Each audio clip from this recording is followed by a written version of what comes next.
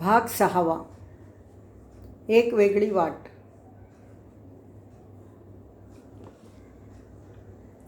Bedroom फुलांनी सजवलेली.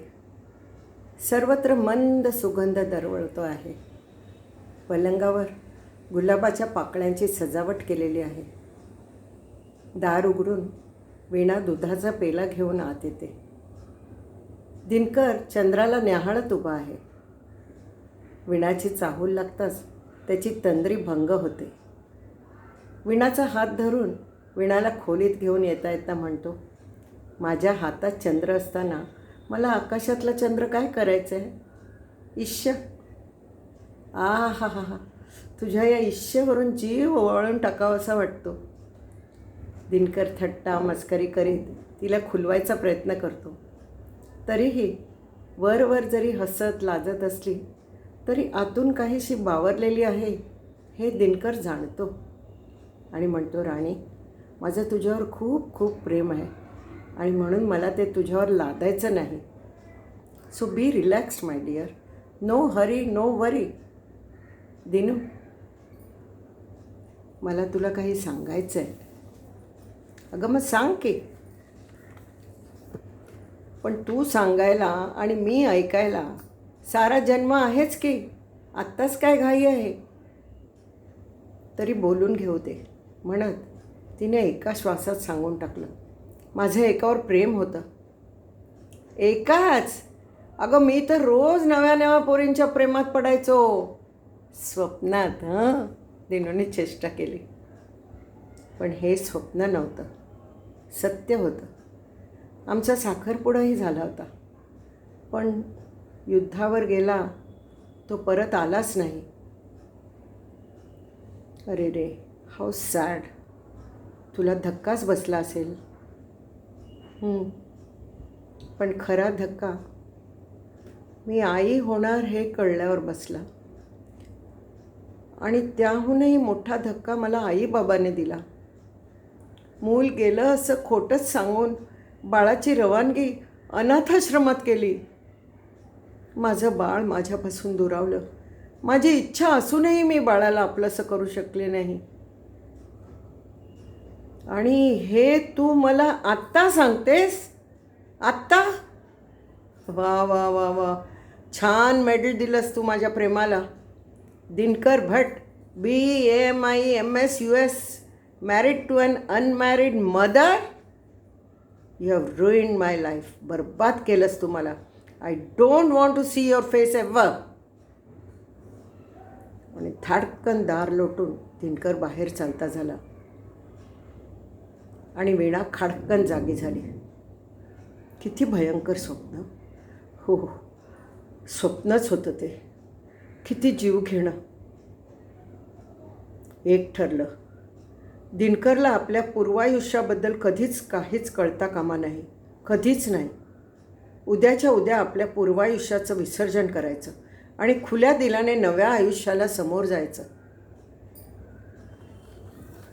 ठरवल्याप्रमाणे दुसऱ्या दिवशी वीणा पहाटेच उठली.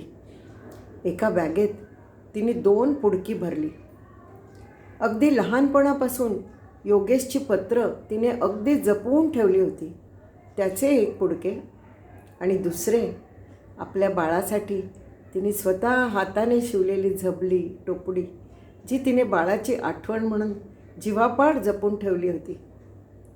या दोन्ही पुडक्यांची बॅग घेऊन ती समुद्रावर गेली. यावेळी तिथे फारसं कोणीच नव्हतं. तिनं पत्रांचं पुडकं उघडलं आणि एक एक पत्र फाडून पाण्यात टाकलं.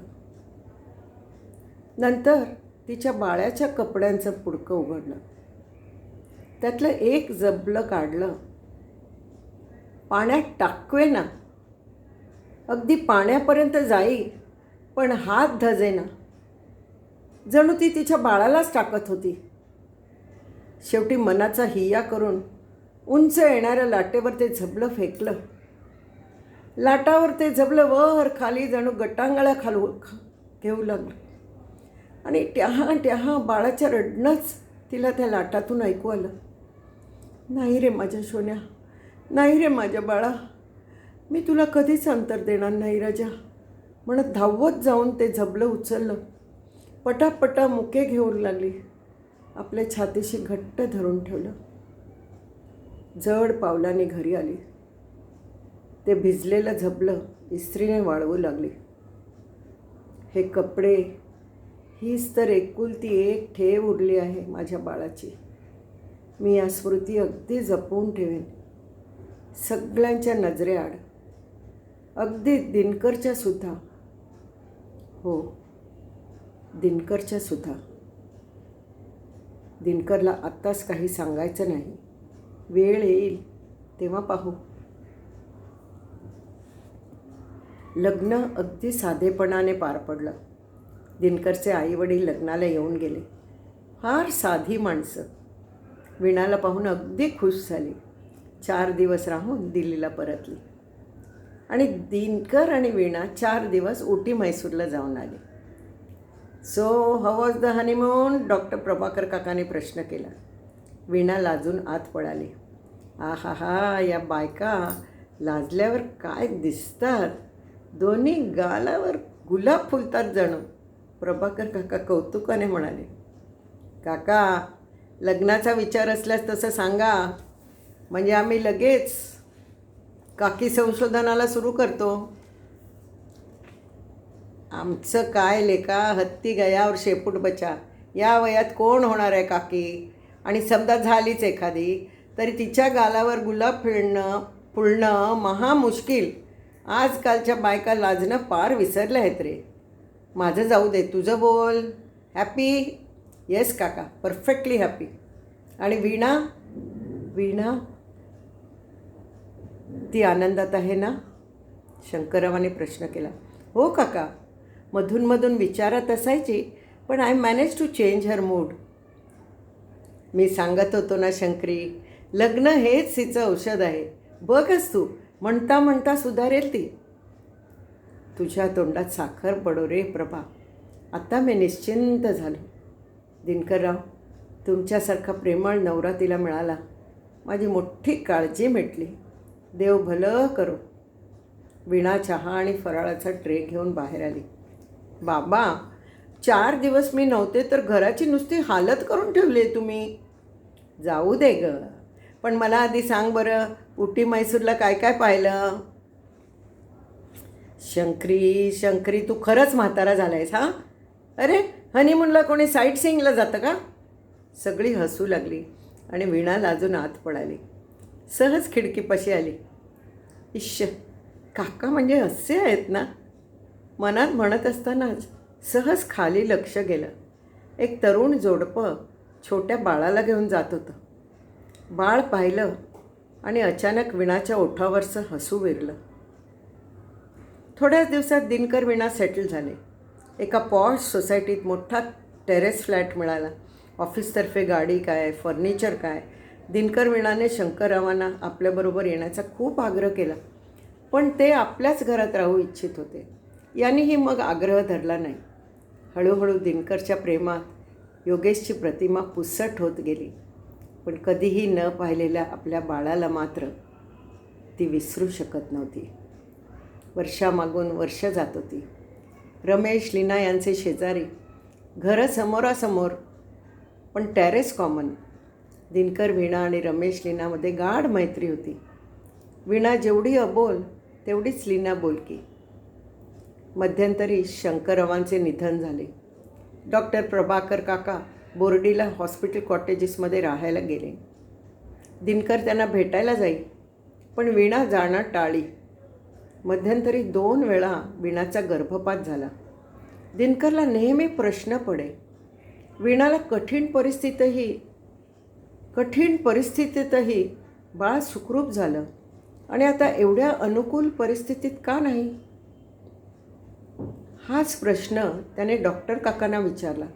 तेव्हा काका म्हणाले, दिनू, तिने तुला सर्व काही सांगितलं? नाही काका, तिचा अजून तेवढा विश्वास नसेल कदाचित. नो. अरे, प्रेम आहे म्हणूनच तुला सांगायला घाबरते. तू दुरावशील ही भीती वाटत असेल तिला. दिनू, तिच्या मनावर दडपण आहे. ते दूर झालं की सर्व सुरळीत होईल. डोंट वरी.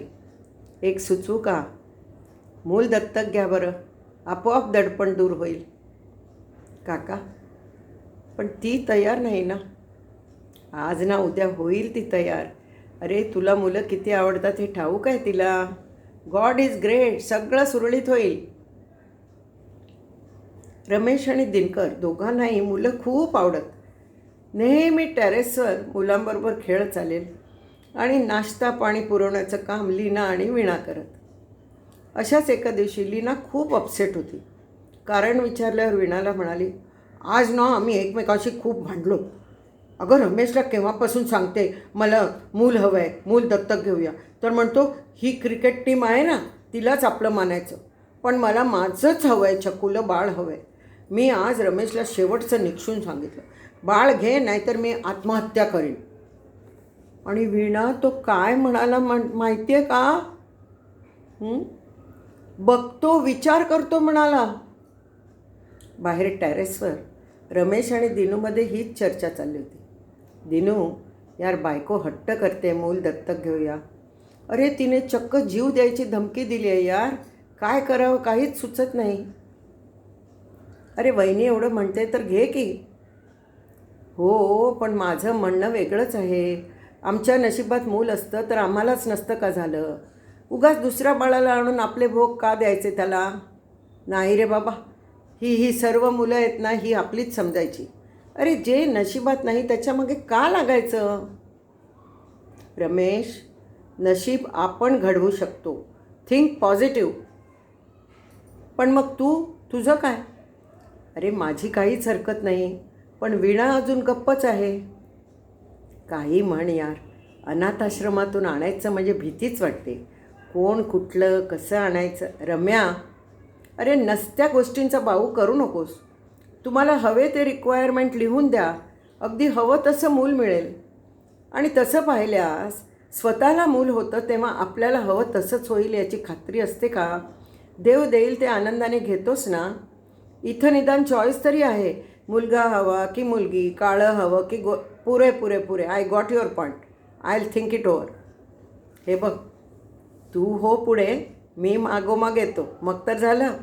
हो, अरे तुमचा आनंद पाहून वीणाही तयार होईल ना. Okay done. उद्याच्या उद्याच कामाला लागतो. नाहीतर माझी एकुलती एक बायको आत्महत्या करील यार.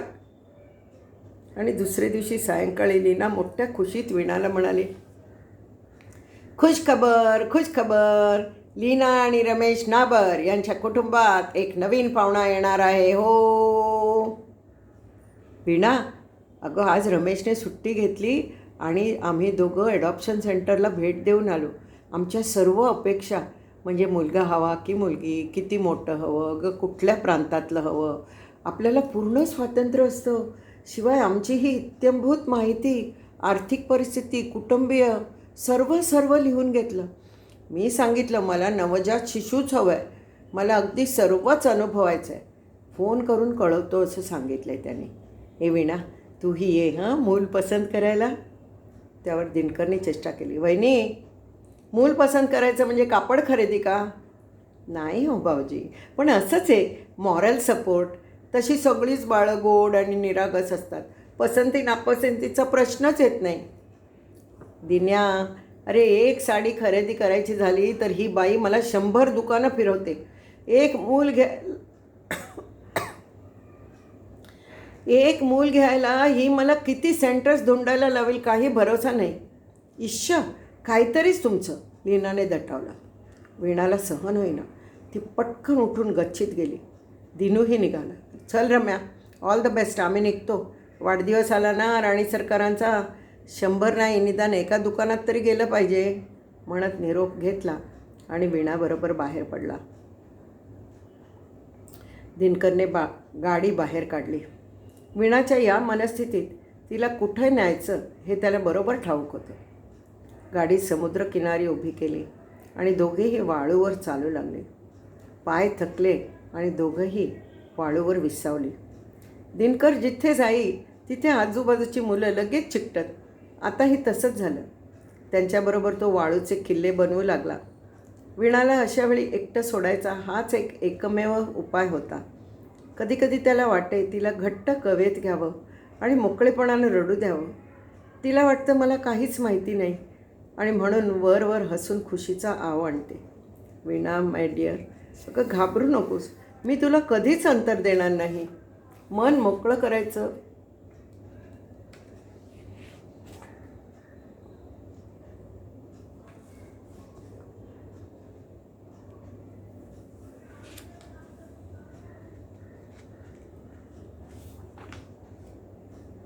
वाळूचे किल्ले बांधता बांधता दिनूच्या मनात विचारावर विचार येत होते आणि मुलांबरोबर खेळण्यात रमलेल्या दिनकरला पाहून वीणा बेचैन होत होती. खरंच किती प्रेम करतो हा मुलांवर. मीच कर्मदरिद्री, एकही मूल देऊ शकत नाही मी त्याला. त्याच्यावर नितांत प्रेम करते मी. योगेशची छबी तर मनपटलावरून केव्हाच पुसली गेली आहे. तरीही दिनूशी पूर्णपणे समरस होऊ शकत नाही मी. योगेशमुळे नक्कीच नाही. आमच्यामध्ये येते ती माझ्या बाळाची छबी, कधीही न पाहिलेल्या माझ्या बाळाची छबी, आणि मग उरते ती फक्त अपराधी भावना. एका बाळाला बेवारशी केलंस, आता दुसऱ्या बाळाला मी जन्म देणार नाही असंच जणू माझी कूस मला सांगते. आणि मग थोड्याच दिवसात गर्भपात होतो. खरंच का मला अधिकार नाही? दुसऱ्या बाळाला जन्माला घालायचा अधिकार नाही? मी असंच बाळासाठी झुरत मरायचं? हीच का माझी शिक्षा? गप्प राहून सोसायचं? कोणाला सांगू मी माझी व्यथा? दिनूला? तोच तर राहिला आहे माझ्यावर प्रेम करणारं. त्यानं साथ सोडली तर? नको, हे जिद्द दुःख माझं मीच भोगायचं, मीच सोसायचं एकटीने मरेपर्यंत.